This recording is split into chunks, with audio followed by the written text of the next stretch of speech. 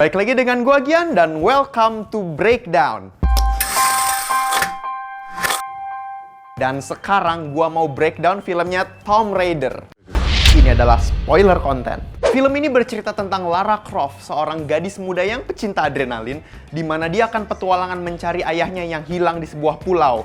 Dan perjalanan ini membuat Lara Croft menemukan takdirnya sebagai Tomb Raider. Hal yang paling berat dalam membuat film yang diadaptasikan dari game yang sangat terkenal adalah menyisipkan style dari filmmaker ke dalam franchise game yang sudah ada pakemnya, yang sudah ada terms and conditionnya kalau mau dijadikan sebuah film. Sehingga banyak yang terjadi dalam sebuah adaptasi game ke film adalah konsistensi di mana mau menggunakan kiblat yang mana. Menggunakan kiblat dari gamenya atau menggunakan kiblat dari taste personal dari filmmakernya. Perempat film ini cukup menarik saat membangun karakter Lara Croft.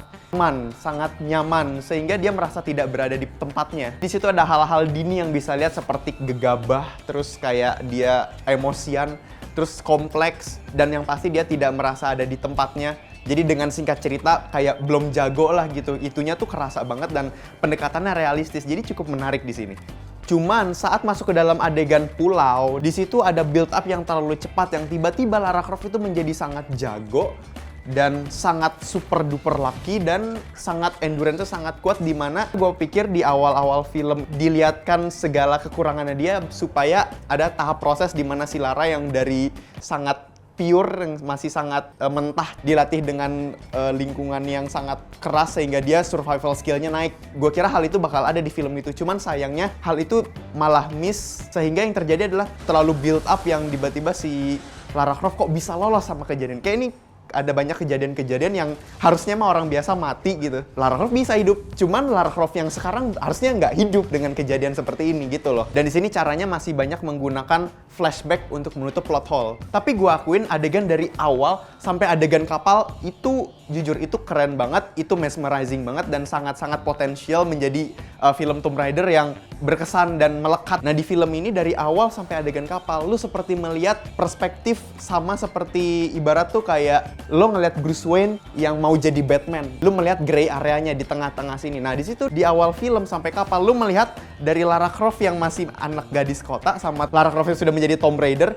Dan film itu adalah cerita gray areanya. Itu masih kental banget. Dan gue ngeliat kayak wah, menarik juga nih. Jadi yang cukup disayangkan di film ini ketidakkonsistenan yang berada di tokoh lain selain Lara Croft. Itu yang sedikit disayangkan. Contohnya kita ambil Richard Croft, ayahnya Lara Croft. Dia di build up sebagai orang yang sangat persisten, yang sangat punya keteguhan hati untuk menjaga rahasia dari Himiko. Dan saat adegannya sudah berada di tempelnya Himiko, tiba-tiba keteguhannya tuh hilang. Dimana dia tetap malah progres mencari Himiko tanpa ada perlawanan dan tanpa ada rasa penyesalan karena dia gagal dengan misinya yang sudah dia build up selama bertahun-tahun, yang sampai dia harus merelakan meninggalkan Lara. Yang dimana saat Laranya datang juga dia masih berteguh untuk menjaga rahasia itu. Cuman saat adegannya dia di dalam tempel, tiba-tiba dari actingnya, dari penokohannya itu hilang semua, malah dia jadi progres aja tanpa ada rasa penyesalan. Padahal di adegan dia di depan gerbangnya tempel Himiko, dia tuh udah rela kehilangan nyawanya.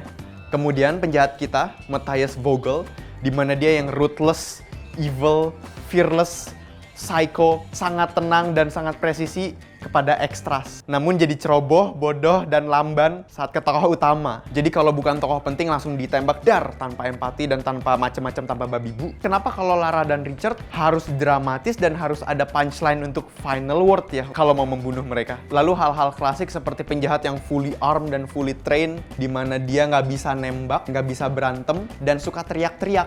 Tapi kalau jagoan kita di sana entah kenapa jadi sangat silence dan sangat easy to kill. Jadi sebenarnya agak disayangkan sih, karena menurut gue si Alicia Vikander ini sudah memiliki karisma yang oke sebagai young Lara Croft. Dan build up actingnya pun cukup menarik sebagai Lara Croft yang ceroboh yang tadi seperti gue bilang. Dan di film ini juga ada tokoh Luren, dan perannya Luren ini sudah di build up cukup menarik, tapi sayang keterlibatan dalam cerita itu sedikit, dan dia digunakan sebagai plot gimana caranya Lara kabur dari penjahat. So film ini menurut gue hampir memiliki potensial sebagai film Tomb Raider yang melekat, cuman sangat disayangkan dari hal-hal yang terlalu Hollywood dan ada sudden change yang terlalu tiba-tiba. Penuturannya pun masih pakai penuturan format Hollywood action lama ya, dimana si tokoh utama kita tuh selalu diberuntungkan dengan situasi kondisi lingkungannya. So how come you survive a collapsing tomb on top of you?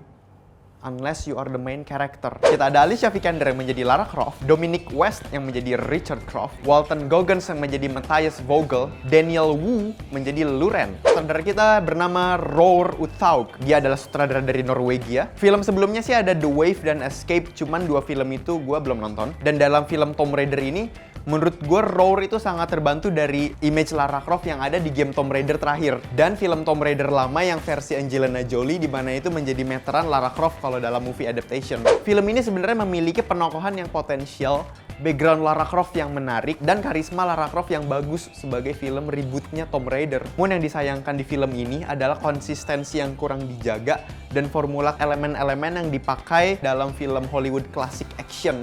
Penjahat yang super jahat, cuman lack of motivation. Ternyata di film itu kenapa si Vogel jahat, itu cuman karena atasannya nyuruh. Udah itu doang. Dan dengan lo naruh foto anak lo di meja lo, itu bukan berarti motivasi lu kuat. Kalau itu nggak digali, what type of evil you are. So overall gue kasih nilai 6 dari 10 karena sebenarnya film ini punya potensial menjadi film Tomb Raider yang melekat. Kalau lu punya kritik tentang review gue, silahkan share di komen bawah.